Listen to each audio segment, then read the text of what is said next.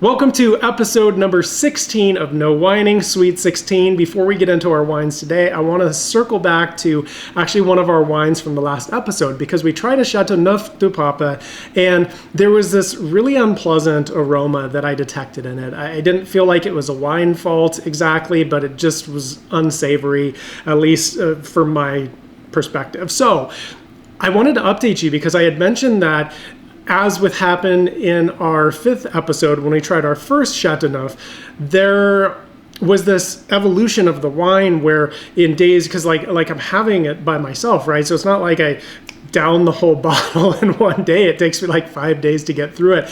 And by days 4 and 5, it was actually a completely different wine. Well, that happened once again with this Chateauneuf. That aroma went away as the days went on. The wine got better and better and better. So I would encourage you, like, number one, don't drink an entire bottle of wine in one day.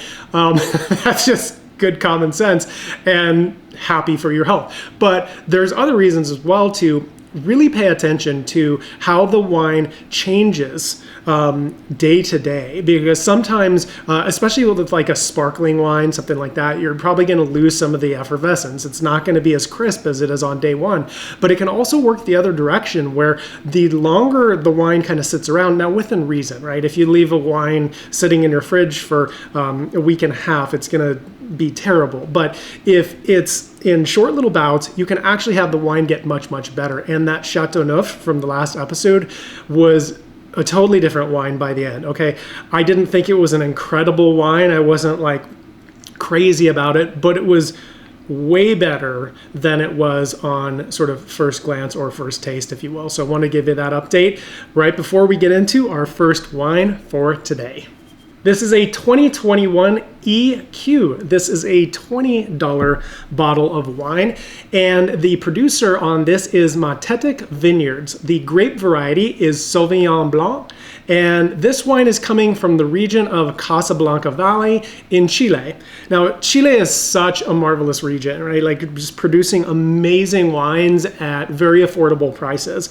Some information from the tech sheet for you. It says, made with organic grapes. The grapes came from the area of Valle Hermoso, which means beautiful valley, and this is located 6 miles from the Pacific Ocean, where the vineyards are planted on slopes and benefit from the cool coastal climate, which allows each clone to develop special characteristics. Now, I just want to say that like part of what they're referencing here is the morning fog and the cool breezes that come off the ocean, right? In this very sunny Casablanca Valley, which helps to get great ripeness out of the cool climate grape varieties like Pinot Noir or Sauvignon Blanc in this case. These are grapes that like the sun, but not the heat so much. All right.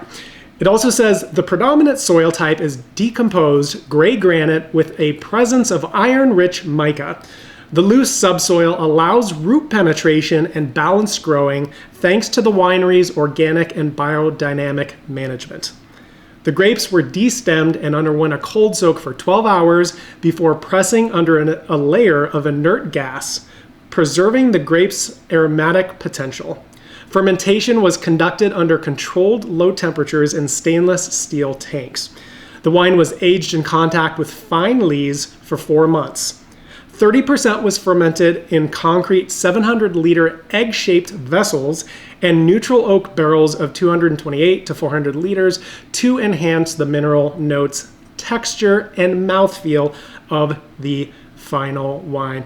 I am very much looking forward to checking this wine out. Let's do it right now. All right, looking at this, I'm going to call this a pale gold color. Let's see what it has to show us on the schnoz. Holy Moses. Okay. That was very unexpected. The first thing that's like jumping out, and I mean jumping out, is jalapeno. That is not something that I have experienced in a wine before, but which I find exciting, don't get me wrong, because I actually really like jalapenos, but caught me completely off guard. Really strong on the jalapeno front. sort of that vegetal note, and then it's got like maybe some asparagus. I was expecting fruit to be up front, but apparently not. Let's try this again and see what else happens. Still jalapeno. I mean, like all kinds of it. Now, if you like jalapeno, that's good news. If you don't, you may not be enjoying this very much. Like, are you smelling that, right? Like, if you're tasting long right now, this is a fascinating moment in my eyes. And it's just, I'm trying to get past that aroma. I'm going to try again. Okay, I am picking up on citrus, like lemon peel, even some toasted bread in here, and like some mineral notes. So there is other stuff going on, but very, very pronounced, like I said, on the jalapeno, which I'm kind of enjoying. Like, this is actually fascinating me in a way that was very unanticipated. And I'm super excited to try this on the jaws and see what it has in store. I just have to say, I am loving this wine right now. This is one of the most bizarre things to happen to me in a long time with wine, for sure, if you can't tell. But yeah, jalapeno, no surprise. There's some grass in there as well. Again, citrus. I like the mineral stuff coming through. This is, I would say, a medium-bodied wine with really, really high acidity. Like medium level of alcohol, probably around 13.5, I would guess.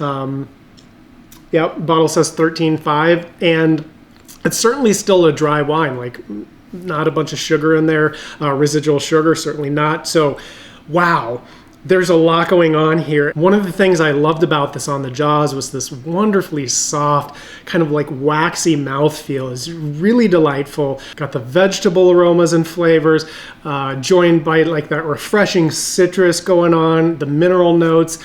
Great length on it. It just keeps going and going and has this really, really satisfying kind of saline and mineral finish. This is bizarrely awesome wine. Bizarrely awesome wine. And I do mean that in a very complimentary way. So this is a great way to kick off episode number 16. Let's go to wine number 2. This is a 2018 Brunello di Montalcino. This is a $50 bottle of wine. The producer on this is Fanti. The grape variety is Sangiovese. This is a grape that A, needs a really long growing season. B, is similar to Pinot Noir for its prowess at expressing the terroir. And C, is generally pale in the glass despite having high levels of tannin. This wine hails from the Montalcino region in southern Tuscany. Now, whereas in, like Chianti and Chianti Classico require only 70 and 80% Sangiovese grapes in their wines, respectively, Brunello di Montalcino is 100% Sangiovese. Brunellos also have a 5-year minimum aging requirement before release. And they're fantastic to drink, starting at around 8 years post-vintage. So we're right about where we need to be with this one. Brunello is incredibly age-worthy. So we could actually age this for another 20 years and still be in a really good place with it. A little bit of info from the tech sheet. These vines are 20 to 30 years old. These soils are rich in schist and galestro.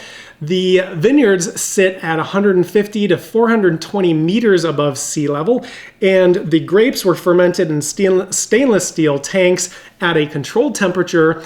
Then 24 months were spent aging in oak barrels, 50% in barriques and 50% in big oak barrels, then aged in bottle for 18 months before release. The tech sheet also said the winter was rainy and cold. The average spring rainfall made it possible to create water reserves to overcome the hot summer months. July, August, and September were characterized by excellent temperature variations with sunny days and cool and breezy nights, which favored the production of perfectly ripe grapes with high acidity and a nice aromatic potential. That is something that I love to hear. All right, let's dig into this bad boy. Okie dokie, this is a medium ruby color with a little bit of a garnet rim on it. Got a fair amount of viscosity, right? Like tears and legs there on the glass. Shall we try this on the nose and see how it goes? I think we shall right now. Interestingly enough, this wine as well, I'm not picking up fruit flavors as the most kind of prominent in expression right now. I'm getting some chocolate from this, like a spice, maybe like clove. Let's dip back in and see what else we can determine. Okay, definitely getting red fruit from this, right? Like baked cherry, baked red cherry, strawberry, red currant. I'm going to dip back in here again and see if I can pull out anything else. I'm finding a little bit of truffle in here, some sweet tobacco. So this is quite an array of aromas on the nose. So I really, really like this on the schnoz. Let's see how it does on the jaws.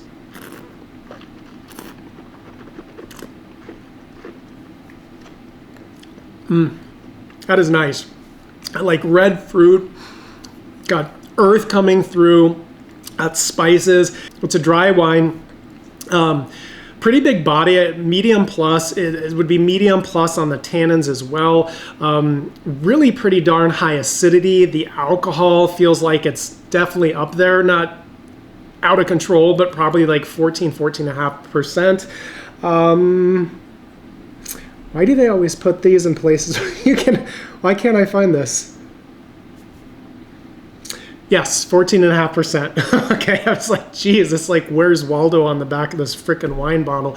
So anyhow, this is a really nice wine. Wonderful complexity on the schnoz and on the jaws.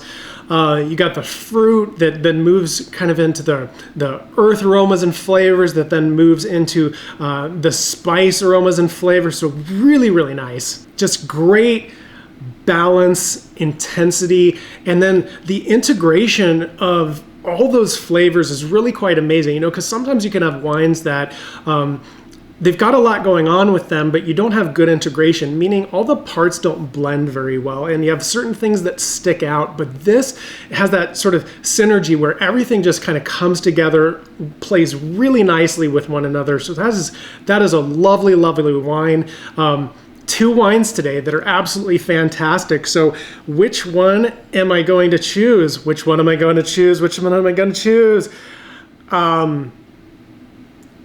Here's what I'm going to do. I am going to go with the Sauvignon Blanc. And the reason is because just such a different, surprising, unexpected experience from this wine. And again, some people are probably going to find that really, really unpleasant. But man, if you smelled and tasted this, like, you can't deny that, like, this was very, very special. Okay. And this Brunello is absolutely magnificent. Like, it doesn't take anything away from this. It's just, I have to choose one. And I think this had the surprise factor. The Brunello, however, just has that rich body and the wonderful complexity. And so I really enjoyed these both. I have to give myself a pat on the back, maybe not now because I don't want to spill these, but these are two really phenomenal wines. So I really hope you enjoyed these as well. And I will see you back here in episode 17.